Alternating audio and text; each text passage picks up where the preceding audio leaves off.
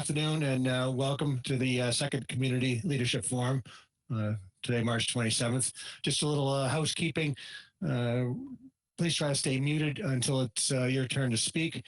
If you are using a computer, you can use your icon on the bottom of your screen to mute and unmute your audio. If you're on a telephone, you need to use *6 on the keypad of your phone to mute and unmute. At this point, I will mute everybody and turn it over to Joe Powers. Thank you, Scott, and good afternoon, everybody. Thanks for joining us for our second weekly call. In a moment, I'm going to turn it over to Larry Ballantyne, Chair of the Board of Selectmen, for some remarks from Larry. Then we'll open it up to Megan Eldridge, our Public Health Director, then Chief Clark, Fire Chief, and then Chief Gilmet, Police Chief. And after that, we'll do an all talk, if you will. But at this point, I will turn it over to Larry Ballantyne, Chairman of the Board of Selectmen. I apologize. This is Joe Powers, Interim Town Administrator for the Town of Harwich. So, Chairman Ballantyne, the floor is yours. Thank you, Joe. My remarks are very short. Thank you very much for joining Joe and Megan and working with them to help communicate what's going on. I think it's a full-time job, and the most we can do at the moment is what they're working, and with your attendance, is be sure we all are up to date on the status of the flu and what our steps are going forward. So with that, Joe, I'm going to stop because I want the expert to talk. Megan? Thanks, Larry. Megan, it's all yours, please. Hi, Larry. Thanks for saying I'm an expert on this. I feel like I've become an expert on COVID for sure. So I had a meeting with Department of Public Health this morning. One of their new directives is to not post individual town numbers of cases any longer. The state publishes them at a county level, and they are recommending that towns don't issue numbers of individual cases. Some towns have had some issues with cyberbullying and people trying to figure out who's who. So the best advice I've told people who have contacted me to find out who the cases are, what part of town they live in, is everyone should assume everyone else is positive and act accordingly. By protecting yourself. So washing your hands, social distancing, 6 feet apart, and really take heed to that stay home advisory. If you don't have to go out, don't go out. Only go out for essential items. I know everybody's starting to get stir crazy and bored, but it's really important to limit your social interactions or your interactions at all with anybody in the public. That's how the virus spreads.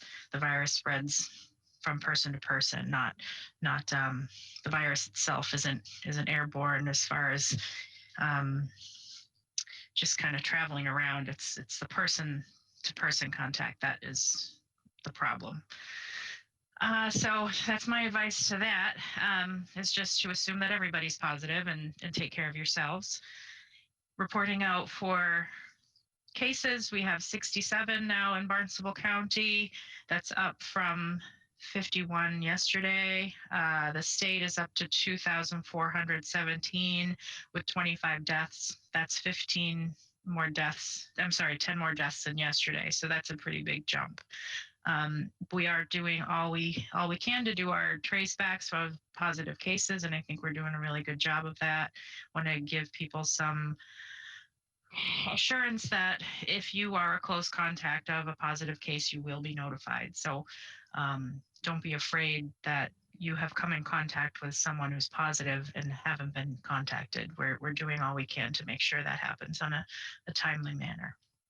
And that's all I have for you. Thanks, Megan. Before I turn it over to Chief Clark, I just want to add that Megan and I are working in the Emergency Operations Center. We've been here for the better part of 2 weeks.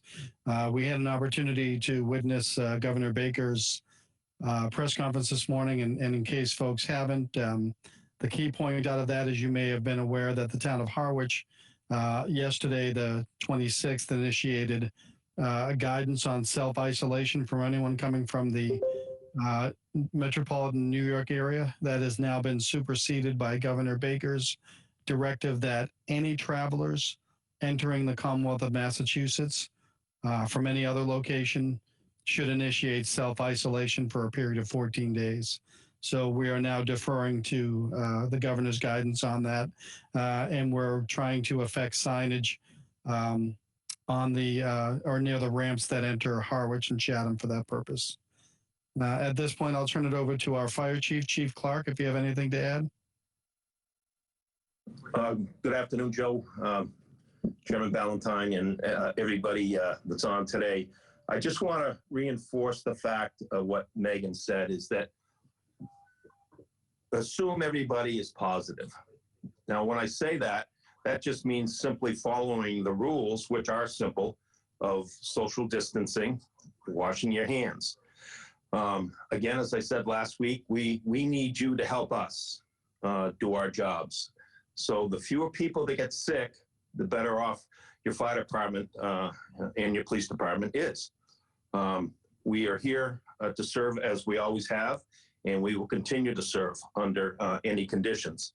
But this is unique. We're all learning as we go, and I want to assure you that that in Harwich, I can't say it any differently to say we have our act together here. We're doing a great. You have great leadership here. The town administrator, the board of selectmen, and certainly Megan, our health director, is outstanding.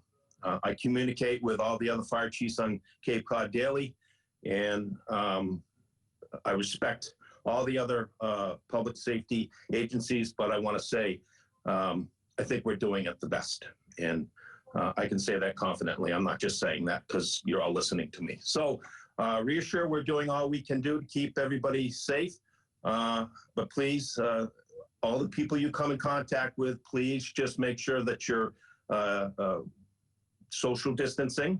I'm out and about. I'm trying to touch base with as many businesses and folks that I can at a safe distance. Communication in this is crucial.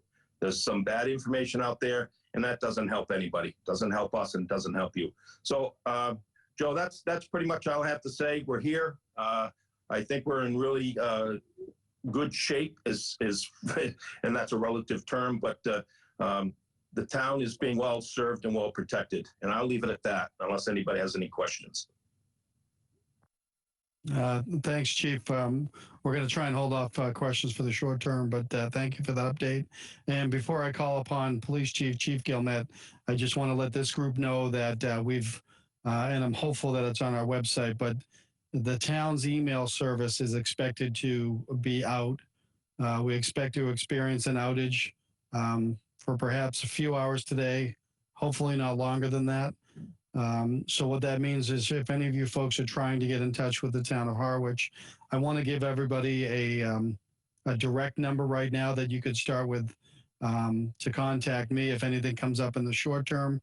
We are able to access staff by these conferences, but for the time being, if there's something comes up and you would normally email me, you can contact me at 508-430-7541. And when you hear the voice prompt, you would enter 3725. So again, town email, with the exception of Department of Public Works, Library, and Water, will be experiencing an outage today, Friday the 27th, and hopefully not beyond a few hours, but just want to remind folks of that as well. You can still access the town's website, either the website or the COVID-19 page on the website for updates. At this point, I'll turn it over to our Police Chief, Chief Gilmet, for any updates. Hey, Joe, can you hear me? Perfect, Joe, Chief. can you hear me? We can hear you fine, Chief. Thanks, Joe. As far as the police department goes, I just want to reassure everybody that we are still up and running.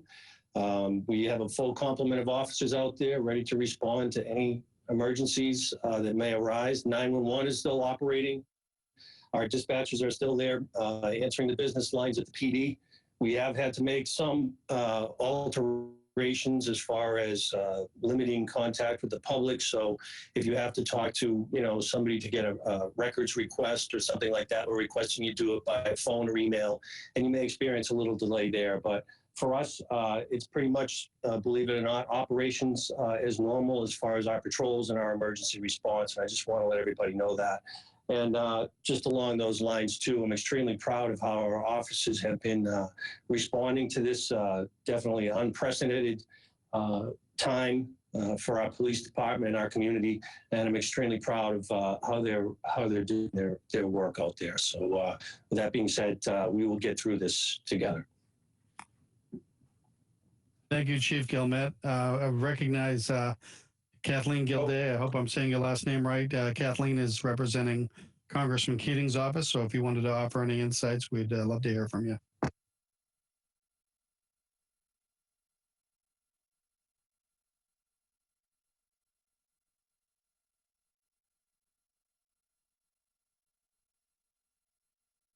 All right, we'll circle back, and I see Patrick Johnson from State Senator Sears' office. Patrick, any updates? We'd love to hear from you.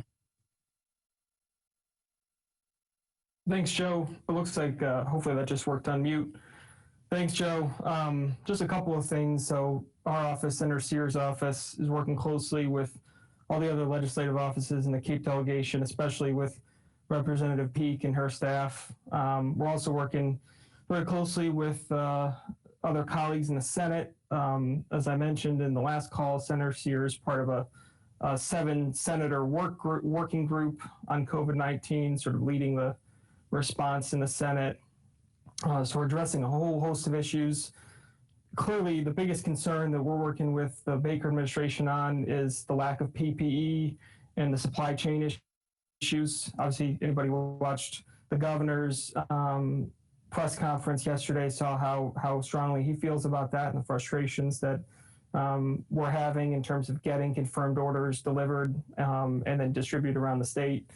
But there was some good news yesterday that on the county call that the Barnstable County government does, which a lot of folks on this video were likely also on, that there's some distribution coming down to the Cape regularly. We've been in close contact as well with Cape Cod Hospital and making sure that they have what they need. So it continues to be a urgent priority just to secure more PPE day by day, but just folks should know that it's the most important priority for whether it be the governor's office and our office and pretty much everybody at the state level. There's a number of bills also moving. The Senate president and speaker are working very closely with the governor and his team on passing a number of emergency pieces of legislation for municipalities, for school districts, relative to things like the MCAS exam and all sorts of other things that need to be addressed given the given what we're going through. There's also going to be a bill the governor just filed today relative to officially moving the state income tax deadline to July 15th.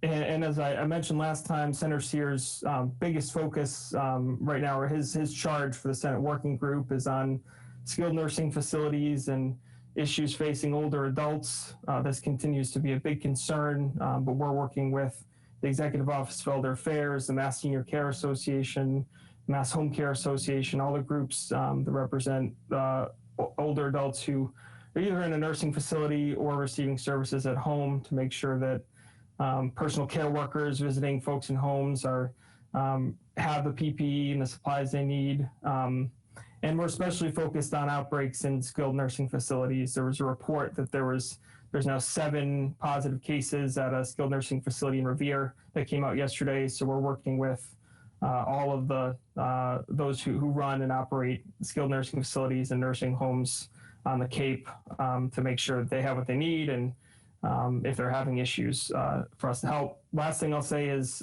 we're keeping our website updated with all of the announcements that are being made at the state and federal level. Everything that comes out every day, we're trying to update, and that's senatorsear.com. Thanks, Joe. Pat, thank you. And if we could rely on you to redirect our thanks to both Senator Sear and Representative Peak. I know I've gotten daily updates, and we'd be we're being very well served by their connection to the municipalities. And I know my colleagues in administration throughout the Cape share that. So thanks very much for that. And being able to join us on this call is extremely helpful. So thank you for that. At this point, I'm going to open it up for the rest of the group. I know I see Cindy Williams from Chamber of Commerce. We've got Mark, I'm going to probably butcher your last name, but Mark Scala from United Way. I see Reverend Arakawa, Kathleen O'Leary, and folks from schools. So at this point, we'll just open it up for the group for either updates or questions for everybody else. And remember, this is going to be broadcast on Channel 18 because the output of this is meant to be for all of us to share these messages that we come up with today for all of your direct constituencies. So I'm going to open it up to the group at this point. Remember to make sure you take your audio off mute if you wish to speak. Joe, this is Cindy Williams from the Harwich Chamber. I think I'll start if you don't mind. Just wanted to give everyone an update. We update our website, which is harwichcc.com daily, if not a couple times a day with the updates. But we do have a new piece on the website. It's called Doing Business Now for the businesses that were deemed non-essential. And we have about probably 20, if not 30 listed right there of how they've altered their practices for business. So I want everyone to be directed to our website. As I mentioned, it is updated numerous times of day, whether it's the governor's conferences, press conferences, time with Joe and Megan, or Senator Sear and Representative Peake. We do have all the updates there. So that's what we have for the non-essential. Then the essential retailers, which we do have a few in town, Agway, Hinckley's, Harwich Paint and Decorating, and Terry's TV, all are doing curbside for anyone who does need their services as well. We'll be sending a newsletter out later today. We've been sending them out probably twice a week. I don't want to inundate everybody, but there is a lot of information. If you if you don't receive our newsletter, please sign up to receive that at the harwichcc.com website. I am available 24/7, as many of you know, and please feel free to reach out to me with any concerns. Sadly, we know she's not kidding. She is accessible 24/7.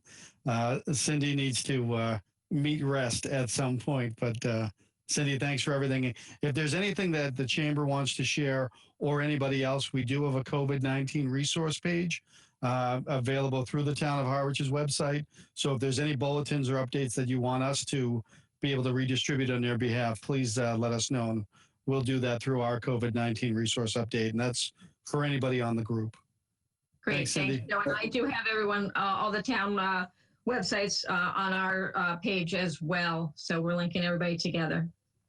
Thanks. At this point, I'd like to recognize Mark from United Way. I'm sorry, Larry, go ahead. I was going to just comment following Cindy's comments that we're also in the midst of all this are thinking about what happens when we get out of it. And to that regard, Joe, I think you mentioned last week, but I want to emphasize that you place a drop box outside of the office for people that have requests that need to be attended to. You know, with the remote participation, there's not a lot we can do, but Megan and the Board of Health, and we have our other committees, conservation, planning, also are doing what they can by remote for get registrations or meet regulatory requirements to the extent possible. So those efforts are taking place, and I'm sure we'll continue that and do what we can going forward. Thank you, Larry, and thanks for that update. Larry's absolutely right. We're going to be announcing more formally a Dropbox, and that's a receptacle for any documents, anything that anyone in the general public needs government to access. So I'll just let you all know that the easiest way to access that is coming into Town Hall from Main Street. As soon as you enter into the property from Main Street, you'll see it on the right-hand side, and staff has established a workflow where any documents, requests, or payments that are received through that are then put in quarantine for 24 hours and then distributed. So we do have that available, and we'll be doing more information on getting that out. So thank you for that update, Larry. I appreciate that. And then for the third time. Mark, glad to have you joining us representing United Way. Mark, we're having difficulty with your audio. Scott, it looks like his mic is live, but.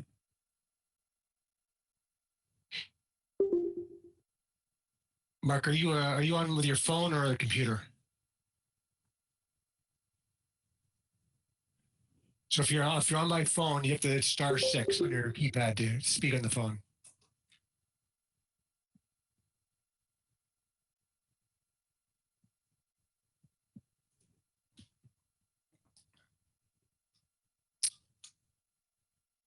So yeah, I'm not hearing you, Mark. But again, if you're on your phone, it's *6 on the phone keypad to unmute yourself.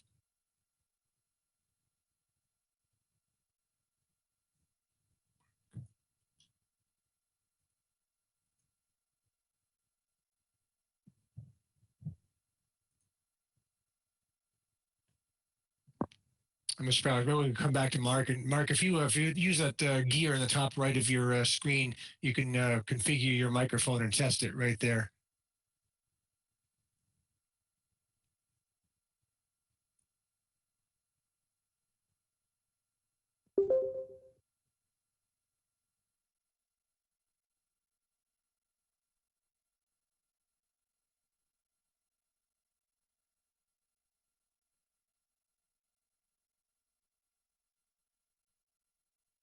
So, Scott, I saw a note that came up and said that Mark was pinned to caller 5. I don't see caller 5 on the screen, but would that be *6 on the phone? It would be *6 on the phone. Let me see if I don't see caller 5 here either. I'll try to send Mark. There we go. That worked, Mark. Okay, That great. worked. I'm sorry about that.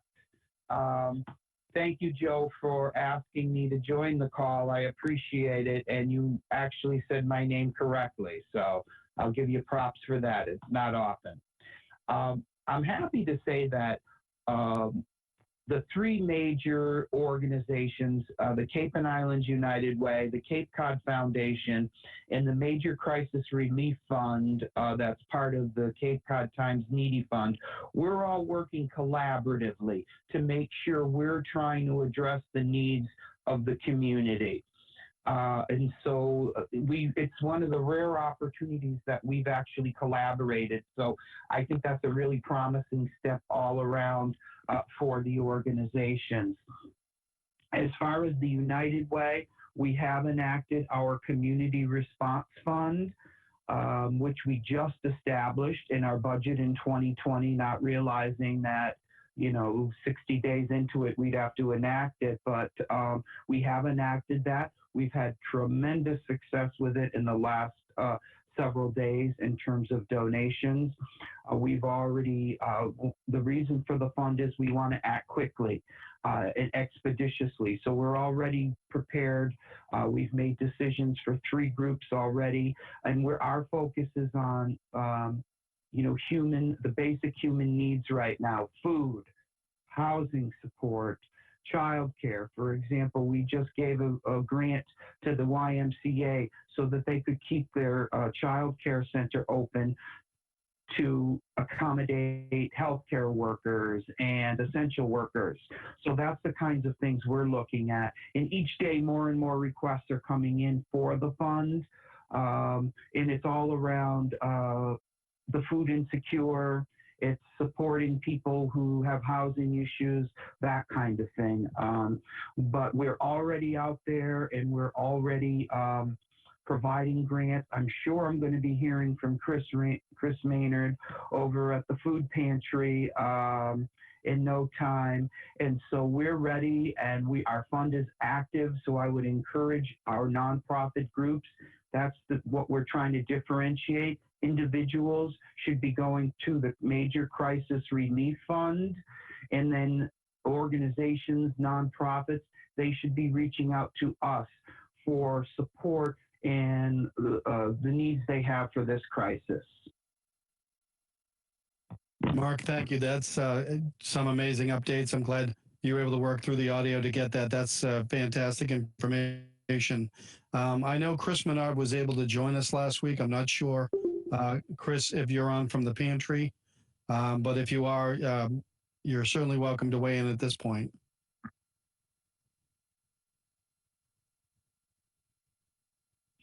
Yeah, I think if I could just add on the food insecurity, one of the big issues is the cost of having to change how you do business. For example, we work with a kitchen. Now they have to prepare all those meals to go to families. More costs involved. Those are some of the things we're starting to see. Understood. Thanks, Mark. And at this point, I'm going to open it up. Anybody else has information or questions? Remember to unmute and go right ahead, Reverend, certainly. Can you hear me? We can, Reverend. Go right ahead. Oh, very good. I'm really here to observe, really thank everyone for their good work in the community. It's really pretty amazing. As my conference minister said, pastors are essential because we are working behind the scenes on our own emergencies, deaths, and so forth. So I'm really grateful to what you're doing up front and would really appreciate your being in contact with my church and others when you have a particular need that you think we can serve. For example, I was hoping to hear more of an update about the food pantry, which we work with directly, but I'm sure we will. Please let us know how we can be helpful. And for our church, First Church, what is helpful, particularly in the center, because there may be very specific needs. I will say in our tradition, we'll be moving to Palm Sunday, not this Sunday, but next Sunday. And we are going to have a drive-through palm, giving of palms. And we certainly will pay very keen attention to the 10-foot distance. Parishioners may just simply pick their palms up, at a site. So don't be surprised that on the first Sunday in April, we will have that probably in the parking lot behind our Broadbrook house, our office. I think that's it for now. Any questions or concerns? Thank you, Reverend. Any follow-up to what Reverend Arakawa was just mentioning? And Reverend, I hope I'm pronouncing your name right as well. I try to work phonetically. Great job. Thank you. Harder than Scala. Thank you. Thank you for that. And for both the last two speakers, if there's a desire, I can reach out to Chris Menard at Pantry and do a separate call to make sure that all of you folks that are interested in continuing to support them or ramp up your support, the town will do everything we can to facilitate that conversation and perhaps utilize town employees that are willing and able to assist as well, utilizing all protocols. So thank you for that. And, if there is desire on that, you can reach out to me separately and I can work on that. Is there anybody else on the call that wanted to offer updates or ask questions?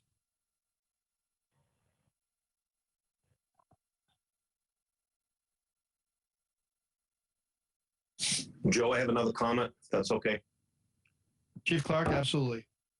I had a call from the pantry this morning, and Chris, I don't know if you're still on. I was unable to get back. I kept getting a busy signal.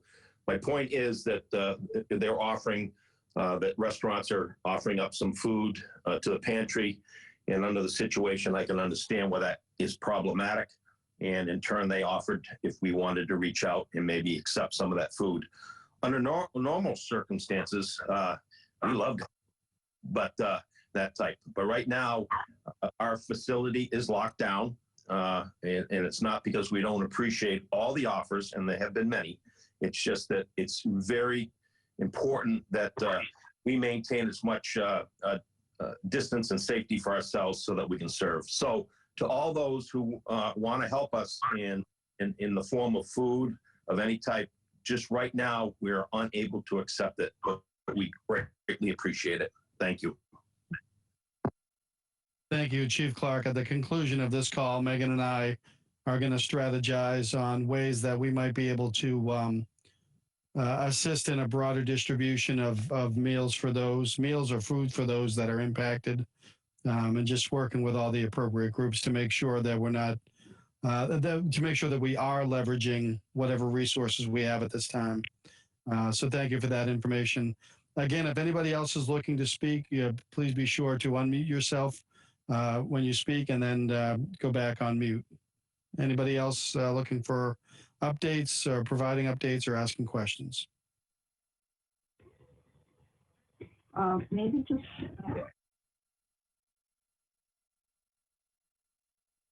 Sorry, was there a caller out there, please? Reverend, you muted yourself. You were unmuted. And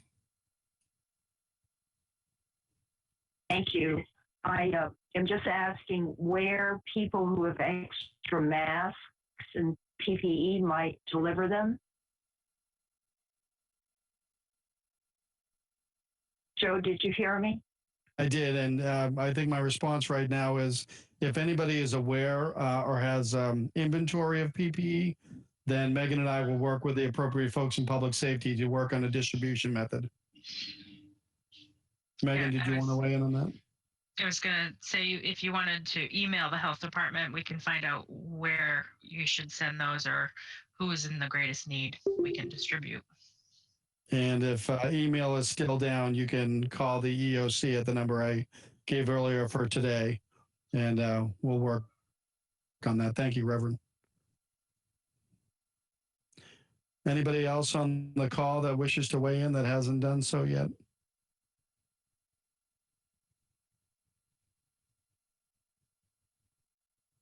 All right, so Scott has a way to give an alert to Channel 18 that we'll be wrapping up in a moment. Again, folks, thanks very much for joining us. We're going to do this call again next week. That's Friday, April 3rd at noontime. And just remind everybody that the overall point of this is for all of you that have weighed in to utilize the resource of the YouTube video of this call and to distribute that out amongst your constituencies so that we continue the flow of communication during this crisis. And I would be wise to look in the direction of my boss, Chairman Ballantyne, to see if the chairman had any remarks before we close out this call. Only to thank you all again for participating in the call, especially to you, Joel, and you, Megan, for organizing it and keep us informed. We'll be in touch.